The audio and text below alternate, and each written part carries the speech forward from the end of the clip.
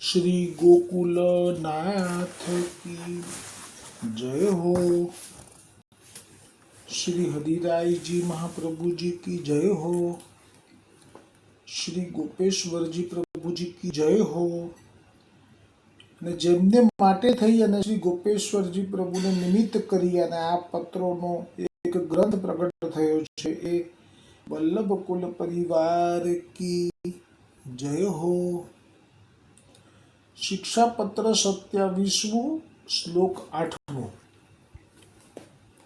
ગૃહેષ્વભિરતિ ભાર્યા પુત્રાદિષુ મનોગતિ કૃષ્ણાનુભાવરહિત દેશે સતત સંસ્થિતિ।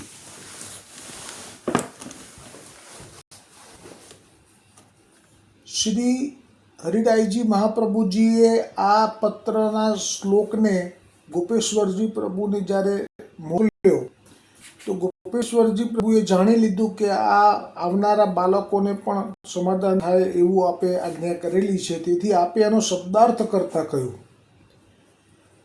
કે આચાર્ય કુલ બાળકે ભૂતલ ઉપર જે કર્મ છે, જે કાર્ય છે આપનું એ કરવાનું છે, એ મુખ્ય છે। પણ જો એ ગૃહાદિ એટલે કે લૌકિક કાર્યમાં પ્રીતિ કરવા લાગી જાય, સાધારણ બિંદુ સૃષ્ટિની જેમ નાદ સૃષ્ટિ પણ આવું કરવા લાગી જાય કે સ્ત્રીમાં પોતાની પત્નીમાં આસક્ત થઈ જાય કે પોતાના પુત્રમાં લાલન પાલનમાં જો આસક્ત થઈ જાય કે હવે એની જવાબદારીમાં મારે જ બધું કરવું છે, એનું બધું હું જ ગોઠવી દઉં અને હું નહીં કરું તો કેવી રીતે પ્રચાર કરશે, એટલે એ રીતે પણ પુત્રાદિકમાં મનની આસક્તિ અને શ્રી કૃષ્ણની કથા સેવા કીર્તનથી રહિત દેશ છે તેમાં નિરંતર સ્થિતિ કરવી। એટલે જ્યારે અહીંયા દેશ શબ્દ આવે ત્યારે એવું સમજવાનું કે ભારતની જ અંદર એવો કોઈ પ્રદેશ કે જ્યાં શ્રી કૃષ્ણની કથા પણ ન હોય, ત્યાં સેવા પણ ન હોય, કોઈ વૈષ્ણવો પણ ન હોય અને કીર્તન તો ક્યાંથી થાય? રહિત કીર્તનાદિક રહિત દેશમાં હંમેશ માટે રહેવું, આ એ પ્રભુને બોલાવનારા કયા છે। એટલે શ્રી હરિરાયજી મહાપ્રભુજીએ આ શ્લોક એમાં આપે ગોપેશ્વરજી પ્રભુને જે કહ્યું છે, પણ ગોપેશ્વરજી પ્રભુએ હવે આ આચાર્ય કુલ બાળકો ભવિષ્યમાં જે પ્રગટ થશે એમને અનુલક્ષીને આખું વિવેચન આપણે પ્રગટ કર્યું અને કહ્યું કે ઘરના લૌકિક કાર્યમાં 8 પ્રહર એટલે કે આખો દિવસ આખી રાત પ્રીતિ રાખવી। પછી કહ્યું કે આમાં છે ને ક્રમ આપેલા છે, કારણ કે શરૂઆત જે થઈ હતી એમાં આપે જે કહ્યું હતું કે આટલા દોષ એ પ્રભુને બોલાવનારા છે, એ શરૂઆત થઈ હતી બીજા શ્લોકથી।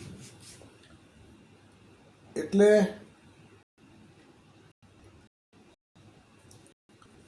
હવે જે ક્રમ આવ્યો આ જે દોષનો 8મા શ્લોકમાં એ 29મો હતો કે આચાર્ય કુલ બાળકો ઘરની અંદર 8 પ્રહર પ્રીતિ રાખે તો એ પ્રભુને બોલાવે, પછી પોતાની સ્ત્રી પુત્રમાં મનની ગતિ કરવી અને તેમના દુઃખથી દુઃખી થવું અને તેમના સુખથી સુખી થવું એ પણ પ્રભુનું વિસ્મરણ કરાવે।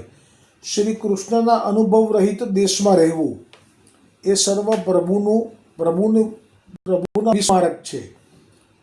અને શ્રી ગોવર્ધનનાથજી તથા 7 સ્વરૂપના મંદિર, શ્રી વલ્લભકુલના મંદિર તથા પુષ્ટિ માર્ગીય તાદશ્રીયના ઘરમાં જ રાજસેવા તથા આ જે છે ને પાછળનું એ સર્વ સ્થળે વૈષ્ણવને કૃષ્ણનો અનુભવ થાય છે।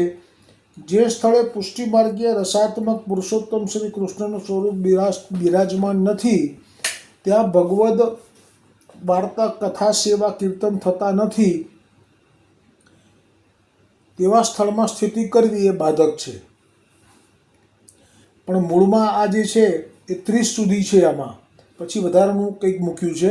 એટલે આ જ છે બસ કે જે ઘરમાં પ્રીતિ રાખે, આઠે પ્રહર, પછી સ્ત્રી પુત્રમાં એમને દુઃખે દુઃખી થાય, સુખે સુખી થયા કરે, એટલે કે ઘરમાં સ્ત્રી પુત્રમાં જ આસક્ત થઈ જાય તે, અને શ્રી કૃષ્ણની જ્યાં સેવા નથી, કથા નથી અને કીર્તન નથી, એ દેશમાં કાયમ માટે રહેવાની ઈચ્છા આચાર્ય બાલક કરે તો એ પ્રભુને વિસ્મરણ કરાવનારા કયા છે. બોલો. હવે આવતીકાલે આવશે જે એ 9મો, 10મો અને 11મો શ્લોક વિસ્તાર છે એમાં, પણ એ આવતીકાલે. બોલો શ્રી ગોકુલનાથ કી જય હો, શ્રી હરિરાયજી મહાપ્રભુજી કી જય હો, શ્રી ગોપેશ્વરજી પ્રભુજી કી જય હો, સમસ્ત વલ્લભ કુલ પરિવાર કી જય હો. પણ આમાં હરિરાયજીએ પોતે જ ખિન્નોરમાં, તો મને સ્મરણ નથી, પણ એવો એક પ્રદેશ છે કે જ્યાં આપે આ ખિન્નોર હશે કદાચ, કે જ્યાં કથા પણ નહોતી પણ સ્વરૂપ હતું અને આપ સેવા કરતા હતા, એટલે એ ના લઈ શકાય. પણ આપે એમાં કહ્યું છે કે હું અત્યારે દૂર છું, હું પરદેશમાં વસું છું, ત્યાં કથા પણ નથી અને મને એનું દુઃખ છે, વ્રજથી પણ દૂર છું, એમ કરીને એક આપે આવશે 37મા પત્રમાં.